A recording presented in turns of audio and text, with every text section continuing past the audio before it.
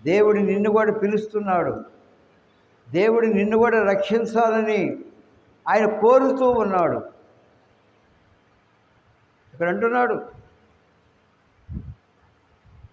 నా వైపు చూసి రక్షణ పొందుడి అంటున్నాడు. ఏమంటున్నాడు? నా వైపు చూడండి అంటున్నాడు. ఈనాడు లోకంలో చాలామంది జీవము గల దేవుని వైపు చూడట్లా.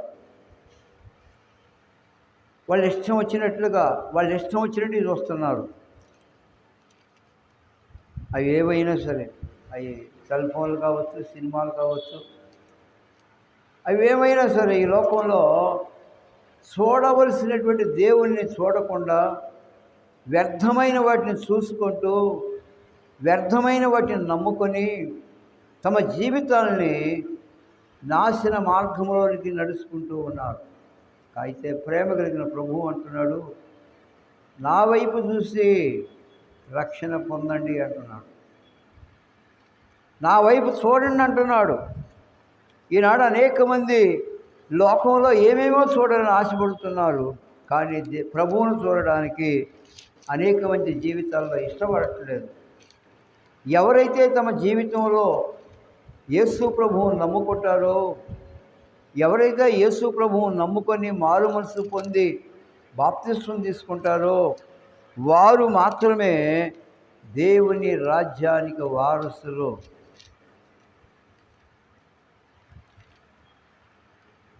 చూడండి, ఒకసారి ఒక అతను అడిగాను, అయ్యా నువ్వు మారు మనసు పొందావంటే అంటున్నాడు, అయ్యా నేను చిన్నప్పుడే పొందాను అంటున్నాడు. ఎప్పుడు? చిన్నప్పుడు పొందాడు. ఏందన్న సంగతి? అయ్యా నేను చిన్నప్పుడే బాప్తిస్మం తీసుకున్నాను అంటున్నాడు. మరి 10 మంది మారు మనసు రక్షణ అంటే బాప్తిస్మం తీసుకుంటే సరిపోద్ది అనుకుంటారు. కానే కాదు. బాప్తిస్మము అనేది నీవు మొట్టమొదట నీ పాపాలు ఒప్పుకోవాలి, నీవు నమ్మాలి, నీ పాపాన్ని విడిచిపెట్టాలి, మారు మనసు పొందాలి, అప్పుడు బాప్తిస్మం తీసుకోవాలి. నేను ఎప్పుడో చిన్నప్పుడు పొందాను అని నీ జీవితాన్ని నష్టపరుచుకోవద్దు. నువ్వు సొంతంగా నీవు ఆలోచన చేయొద్దు. యేసు ప్రభు మా దేవుడేలే అని అనుకుంటూ ఈ లోకంలో నువ్వు బ్రతకొద్దు. మారు మనసు పొందిన వారికి పరలోక రాజ్యంలో ప్రవేశిస్తారు. ఇప్పుడు చదవండి, కీర్తన గ్రంథం 49వ అధ్యాయము 1-2 వచనాలు చదవండి. కీర్తనలు 49 1-2 వచనాలు. సర్వజనులారా ఆలకించుడి, సామాన్యులేమి, సామంతులేమి, ధనికులేమి, దరిద్రులేమి, లోక నివాసులారా మీరందరూ ఏకముగా కూడి చెవియొగ్గుడి. ఏమంటున్నాడు ఇక్కడ? చూడండి, సర్వజనులారా ఆలకించుడి. ఏమంటున్నాడు? సర్వజనులారా అంటున్నాడు. సర్వజనులు అంటే ఎవరు? అది ఒక దేశం కాదు. ప్రపంచంలో ఉన్నటువంటి ప్రతి మనుషుని గురించి మరి దేవుడు సెలవిస్తూ ఉన్నాడు. ఆలకించమంటున్నాడు. అంటే ఏంటి ఆలకించడం? అంటే చెప్పే మాటల్ని, దేవుని వాక్యాన్ని నీవు ఆలకించాలి, నీవు వినాలి. నీవెక్కడున్నా, నువ్వు ఏ స్థితిలో ఉన్నా, నువ్వు ఏ వయసులో ఉన్నా, నీవెవరమైనా సరే, సామాన్యులేమి, సామంతులేమి, ధనికులేమి, దరిద్రులేమి అంటున్నాడు.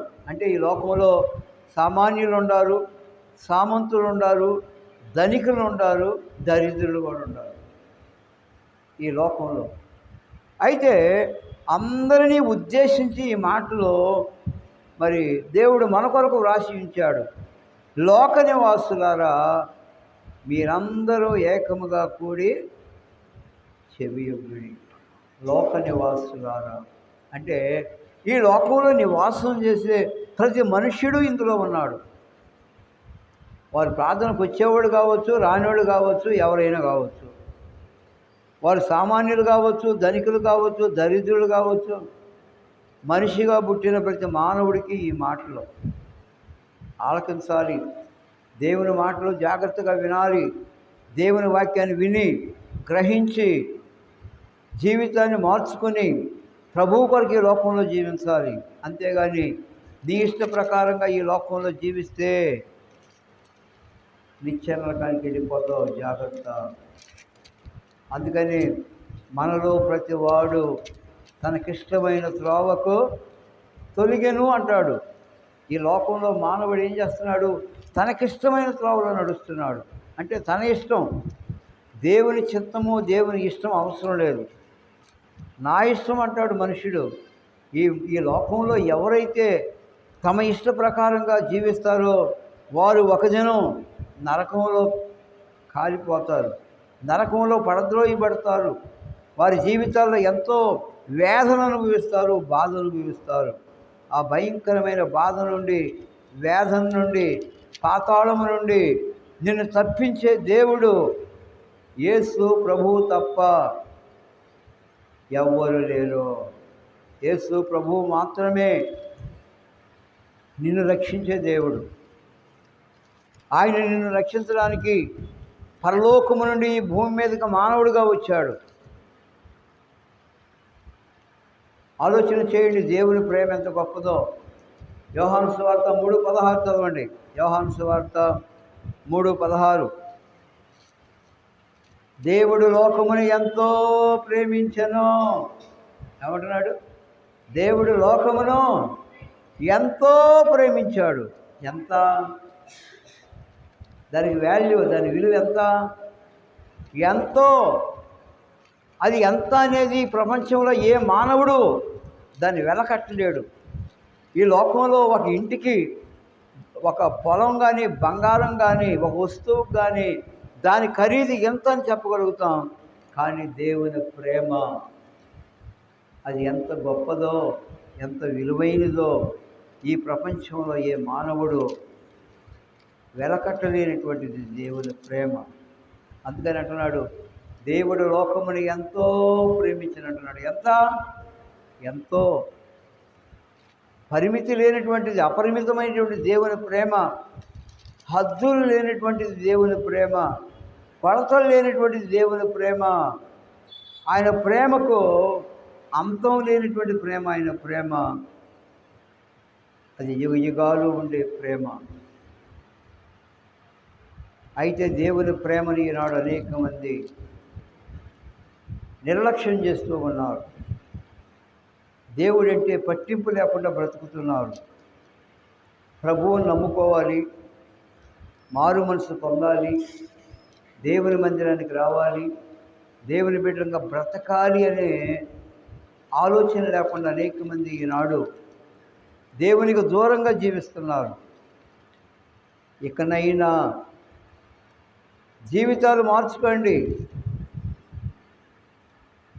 ఆలోచన చేయండి. ఏదో ఒక దినం ఈ లోకాన్ని విడిచి వెళ్ళిపోవాల్సిందే. ఈ లోకం మనకు శాశ్వతమో కాదు.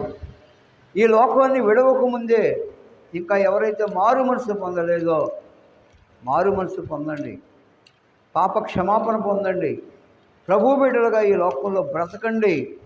అదే మనకు గొప్ప ధన్యత. చూడండి, మత్తయి సువార్త 11వ అధ్యాయము 28వ వచనం చదవండి. మత్తయి సువార్త 11వ అధ్యాయం. ప్రయాసపడి భారమును మోసుకొనిచున్న సమస్త జనులారా నా యొద్దకు రండి, నేను మీకు విశ్రాంతిని కలుగు చేస్తాను. చాలు. ప్రభు ఏమంటున్నాడు ఇక్కడ? ప్రయాసపడి భారమును మోసుకొనిచున్న సమస్త జనులారా అంటున్నాడు. సమస్త జనులారా అంటున్నాడా? లేకపోతే ఆ పలానా కులస్తులు లేదా పలానా దేశస్తులు అని ఏమన్నా కొంతమందిని మాత్రమే పిలుస్తున్నాడు? అందరినీ పిలుస్తున్నాడు. సమస్త జనులారా. ఆ సమస్త జనుల్లో నీవు నేను, మనిషిగా పుట్టిన ప్రతి మానవుడు ఆ లిస్టులో ఉన్నాడు. నాకు కాదని మీరు ఎన్నడూ ఎవరు దేవుని వాక్యాన్ని నిర్లక్ష్యం చేయవాకండి. ప్రభువు రాకడ బహు సమీపంగా ఉన్నది. ప్రభువు రాకడ ఎప్పుడో మన పోకడెప్పుడో మనకి తెలియదు. ప్రభు రావడం ఖాయమే, మనం పోవడం కూడా ఖాయమే. అయ్యా నేను పోను ఇక్కడే ఉంటాననేవాడు ఎవరైనా ప్రపంచంలో ఉండాలా? ఎవరు లేరు. ఏదో ఒక దినాన ప్రతి మానవుడు విడిపోవాలి. నీవు ఈ లోకాన్ని విడవకముందే నువ్వు మారు మనసు పొందాలి, తిరిగి జన్మించాలి. నీళ్లలో మునిగితే కదా పరలోకానికి వెళ్ళేది. మొట్టమొదట నువ్వు మార్పు చెందాలి. మత్తయి సువార్త 18:3 చూడండి. మత్తయి సువార్త 18:3 మీరు మార్పు నుండి బిడ్డల వంటి వారు అయితేనే కానీ పరలోక రాజ్యములో ప్రవేశింపరని మీతో నిశ్చయముగా చెప్పుచున్నాను. ఎవరు ఈ మాటలు చెప్పేది? మత్తయి కాదు ఈ మాటలు చెప్పేది. రాసింది మత్తయే కానీ చెప్పింది ఎవరు? యేసు ప్రభు వారు చెబుతున్నాడు. చూడండి, ఆయన ప్రేమ ఎంత గొప్పదో, ఆయన ఎంత కనికరం కలిగినటువంటి దేవుడో, మానవుడిని ఎంతగా ప్రేమించాడో ఆలోచన చేయండి. ఈ మానవుడిని ప్రేమించి ఈ మానవుడి కొరకు సిలువలో తన ప్రాణమే పెట్టేశాడు.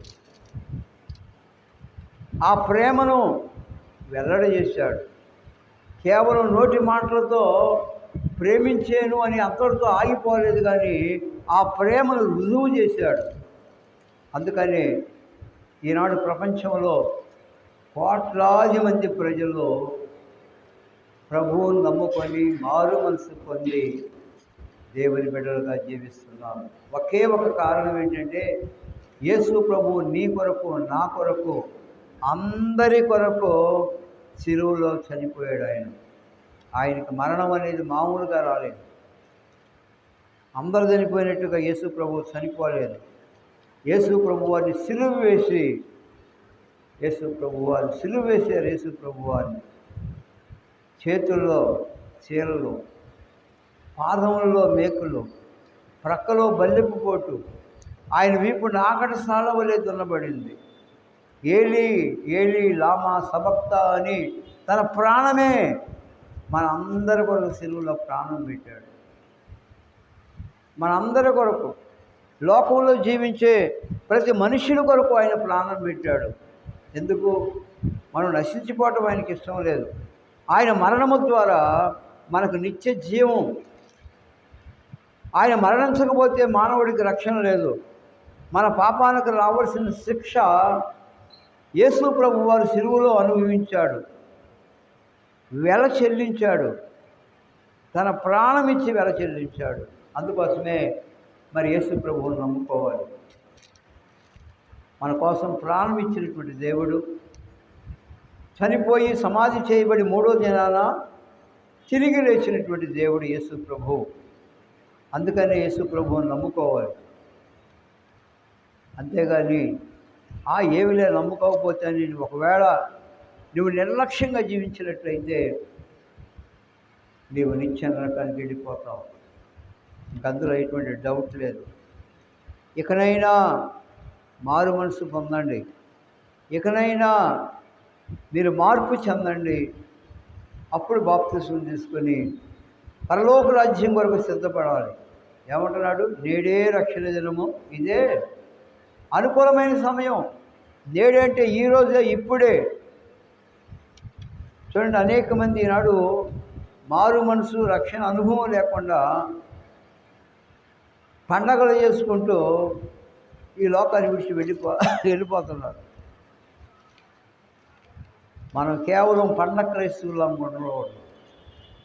మనకు ప్రతి ఆదివారం పండగే.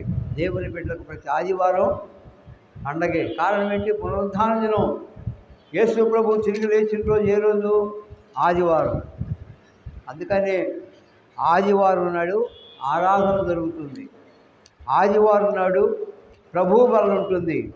ఆదివారం నాడు దేవుని బిడ్డలు దేవుని మందిరానికి వస్తారు.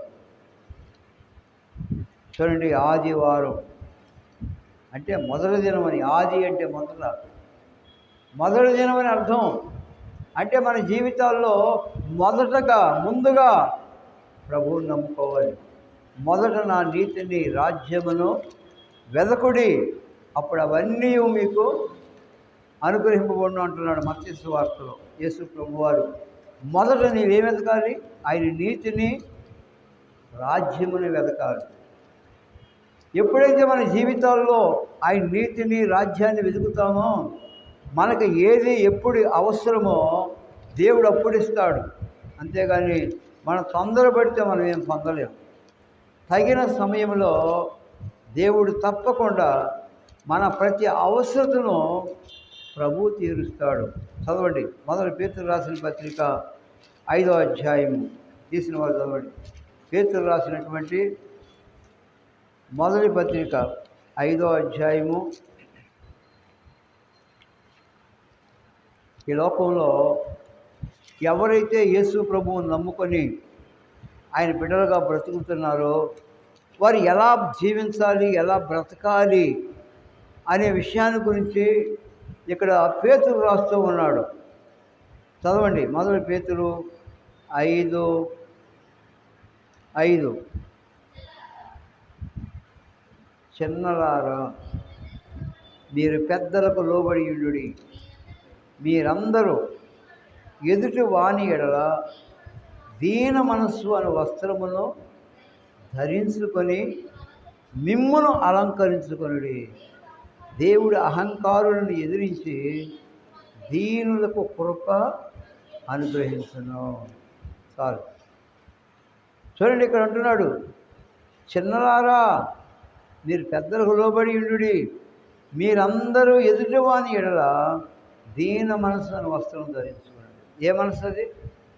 దీన మనసు అనే వస్త్రం ధరించుకోవాలి. దీనత్వం మళ్ళీ మనం తగ్గించుకోవాలి.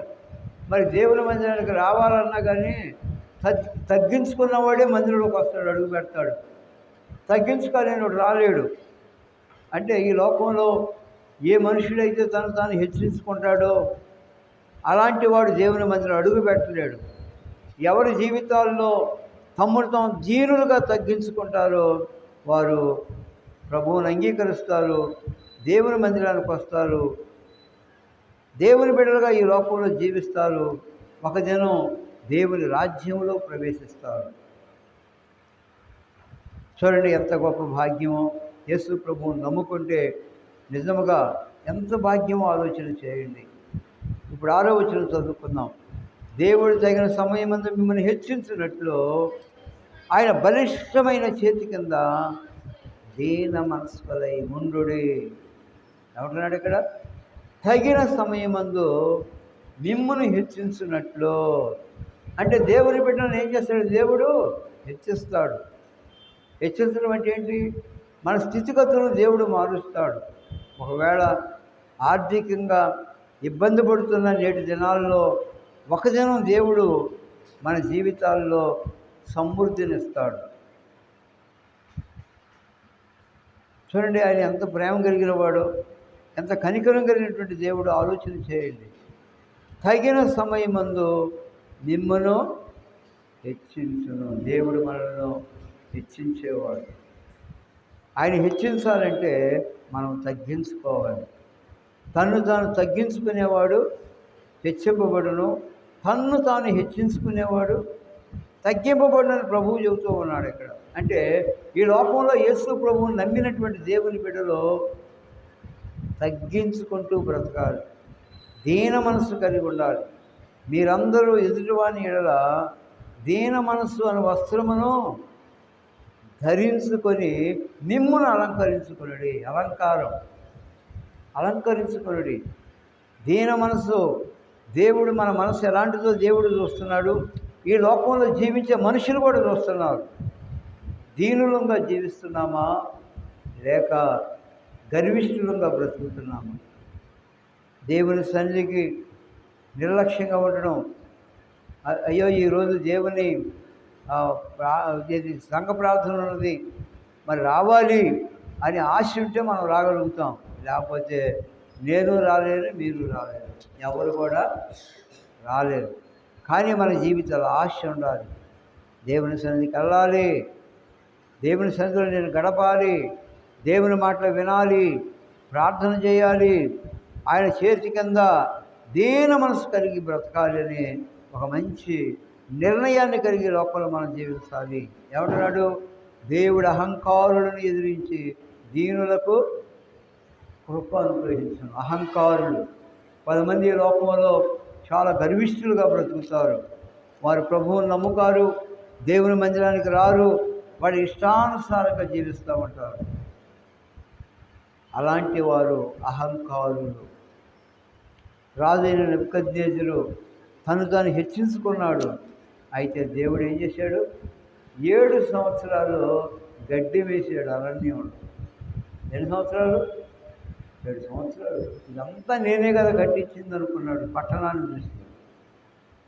వెంటనే పశువుల వంటి మనస్సు వచ్చేసింది. తరిమి వేయబడ్డాడు రాజ్యంలో నుండి, అరణ్యంలోకి వెళ్ళాడు. 7 సంవత్సరాలు చాలా దీనస్థితిలో పేదవాడుగా బ్రతికాడు. ఆలోచన చేయండి. అయితే తగిన సమయంలో దేవుడు ఏం చేశాడు? హెచ్చిస్తాడు. మనం ఒకవేళ మన స్థితి తక్కువ స్థితి ఉన్నప్పుడు కూడా మన యొక్క దీన మనసును బట్టి దేవుడు ఇచ్చిస్తాడు. అలాంటి నిరీక్షణతో విశ్వాసముతో మనం ఈ లోకంలో బ్రతకాలి, జీవించాలి. అందుకని అంటే ఏమంటున్నాడు? ఆయన బలిష్టమైన చేతి కింద దీన మనస్కులై ఉండుడి. ఏ మనస్సు? దీన మనసు, తగ్గింపు మనసు. నేను గొప్ప అనేటువంటి మనసు ఎన్నడూ మన జీవితాల్లో రాకూడదు. అయ్యా నేను ఏ పాటి వాడినయ్యా, దుమ్ము వంటి వాడిని, ధూళి వంటి వాడిని, ఎన్నిక లేనటువంటి వాడిని అని ఎప్పుడైతే మనం హృదయపూర్వకంగా దేవుని సన్నిధిలో మోకరించి ప్రార్థన చేస్తామో దేవుడు మన ప్రార్థన అంగీకరిస్తాడు. అంతేగాని నేను అలాంటి వాడిని కాదు, నేను మంచివాడిని అనుకోకూడదు. చూడండి, సుంకరి ప్రార్థన చేశాడు. ఏమని? దేవా పాపిని నన్ను, చిన్న ప్రార్థన చేశాడు. అక్కడే ఒక పరిచయుడు ఉన్నాడు, దీర్ఘ ప్రార్థన చేశాడు. నేను అట్లా చేస్తున్నాను, ఇట్లా చేస్తున్నాను. అయితే చివరికి ఈ సుంకరి నీతిమంతుడుగా తీర్చబడి తన ఇంటికి వెళ్ళిపోయాడు. చూడండి, పరిచయుల ప్రార్థన చేయవాడు. నేను దశంభాగాలు ఇస్తున్నాను, ఉపవాసం ఉంటున్నాను అని తాను దేవుని సన్నిధిని హెచ్చించుకుంటూ ఉన్నాడు. ఆలోచన చేయండి. వెన్నిచ్చిన నీ జీవితంలో నీలో దీన మనసు లేకపోతే దేవుడు నీ మీద తగిన చర్య తీసుకుంటాడు. దీనత్వం కలిగి బ్రతకాలి, దీనులంగా మనం జీవించాలి. కారణం ఏంటి? ప్రభు అంటున్నాడు, నేను దీన మనసు గలవాడును కనుక మీరు నా ఎద్దుకు వచ్చి కాడు ఎత్తుకొని నేర్చుకొనిడి అంటున్నాడు. చదవండి, మత్తయి 11:29. మత్తయి సువార్త 11:29. నేను సాత్వికుడును దీన మనస్సు గలవాడును గనుక మీ మీద నా కాడు ఎత్తుకొని నా యొద్ద నేర్చుకొనిడి, అప్పుడు మీ ప్రాణములకు విశ్రాంతి దొరుకుతుంది. ఎప్పుడు? అప్పుడు అంటున్నాడు. కారణం ఏంటి? ఇక్కడ ఒక మాట మనం చదువుకున్నాం, దీన మనస్సు కలిగి ఉండాలని. నేను సాత్వికుడును కనుక మీరు నా కాడు ఎత్తుకొని నా యొద్ద నేర్చుకోమంటున్నాడు. మనం ఎక్కడ నేర్చుకునేది? పిల్లలు బడికి పోతే వాళ్ళకి చదువు వస్తుంది. మరి మనం దేవుని మందిరానికి వెళ్తే దేవుని గురించిన సంగతులు మనకు తెలుస్తాయి. ఈ పొన్నూరు అటు ఇటు తిరిగేవాడికి ఏం తెలిసింది చెప్పండి? దేవుని వాక్యం తెలియదు, ఏమి తెలియదు. ఏదో లోక సంబంధమైనటువంటి మాటలు అవి మాత్రమే మరి మాట్లాడగలుగుతాడు. కానీ మన జీవితాల్లో దేవుని వాక్యం ఏమని జరుగుతుంది? దీన మనస్సు కలిగి మనం ఈ లోకంలో జీవించాలి. దీన మనస్కులయ్యుండుడి. ఆయన మిమ్మల్ని గురించి చింతిస్తున్నాడు కనుక మీ చింత యావత్తు ఆయన మీద వేయుడి. చింత, దిగులు, ఎవరికుండే దిగులు, ఎవరికుండే బాధలు వాళ్ళకుంటే ఈ లోకంలో, ధనవంతులు కానీ పేదవాళ్ళు కానీ ఎవరైనా సరే. అయితే మన యొక్క బాధ ఏంటో, మన సమస్య ఏమిటో అది ఎవరి మీద వేయాలి? దేవుని మీద వేయాలి. దేవునికి అప్పచెప్పుకోవాలి. ప్రభువా, నా వల్ల కాదు ప్రభువా, నీవే నాకు న్యాయం చేయాలి, ఈ రీతిగా నేను నష్టపోతున్నాను ప్రభువా అని దేవునికి మొర్రపెట్టాలి. అప్పుడు మన జీవితాల్లో దేవుడు మనకేం కలుగు చేస్తాడు? సమాధానం, సంతోషాన్ని కలుగు చేస్తాడు. అప్పుడు మీకు విశ్రాంతి కలుగును. ఈ ప్రాణములకు ఏం కలుగుతుంది అన్నాడు? విశ్రాంతి, శాంతి. ఈనాడు అనేక మంది జీవితాల్లో శాంతి లేదు, సమాధానం లేదు. కేవలం యేసు ప్రభువుని అంగీకరించాలి. దీన మనసు కలిగి బ్రతికినంతకాలం ప్రభు కోసం బ్రతకాలి. అందుకనే పౌలు అంటాడు, నా మట్టుకైతే బ్రతుకుట క్రీస్తే, సావైతే లాభం అన్నాడు. అంటే ఏంటి? నేను ఒకవేళ ఈ లోకంలో మరణిస్తే నేను పరలోకానికి వెళ్తాను, బ్రతికుంటే ప్రభు కోసం బ్రతుకుతాను. అలాంటి విశ్వాసంతో, నిరీక్షణతో మనం జీవించాలి. ప్రభు మన కొరకు ఈ మాటలు దీవించును గాక. ప్రార్థన చేసుకుందాం. కళ్ళు మూసుకోండి. ప్రేమ స్వరూపీయులు మా ప్రభువా, జీవం కలిగిన మా తండ్రి, ఈ లోకంలో ఎన్నిక లేనటువంటి మమ్మల్ని మీరు ఎంతగానో ప్రేమించారు. భూలోక నివాసులారా, యేసుక్రీస్తు అందరికీ ప్రభు అని, అందరి కొరకు ప్రభు అని ప్రాణం ఇచ్చావు ప్రభు. సిలువలో మరణించావు, సమాధి చేయబడ్డావు, మూడో దినాన మరణాన్ని జయించి తిరిగి లేచావు ప్రభు అని వందనాలు, స్తోత్రాలు. ఇక్కడ నీ పాద సన్నిధిలో ఉన్న బిడ్డలందరినీ జ్ఞాపకం చేసుకోండి. ఎవరైతే ఈ రాత్రి నీ సన్నిధికి రాలేదో వారిని కూడా బలపరచండి ప్రభువ. అయ్యా, మందిరం విషయంలో ప్రభువ, నా ప్రాయ విషయంలో కొన్ని లోట్లు ఉన్నాయి ప్రభువ, ఖర్చుతో కూడినటువంటి పనులు ప్రభువ. తగిన కాలంలో ఈ పనులన్నీ అవ్వడానికి సహాయం చేయండి, కృప చూపించండి. చేరువచ్చిన బిడ్డలందరినీ మీరు జీవించండి. ఎవరైతే రాలేదో వారి మరి ఒక తరుణం దయచేయండి ప్రభువ. చెప్పబడిన ప్రతి మాట తమ హృదయాల్లో భద్రపరుచుకొని వాక్యానుసారంగా ఈ లోకంలో జీవించి నీ యొక్క రాజ్యములకు వారసులయ్యే భాగ్యాన్ని దయచేయమని మా ప్రభు అయిన యేసుక్రీస్తు నామమున స్తుతించి ప్రార్థించి వేడుకుంటున్నాము తండ్రి. ఆమేన్. మన తండ్రి అయిన దేవుని ప్రేమయు, మన ప్రభు అయిన యేసుక్రీస్తు వారి కృప, పరిశుద్ధాత్మ యొక్క అన్యోన్య సహవాసము ఇక్కడ చేరి ఉన్న మనకు, తన్ను ప్రేమించు వారందరికీ సదాకాలము తోడైండును గాక. ఆమేన్. అందరికీ వందనాలు.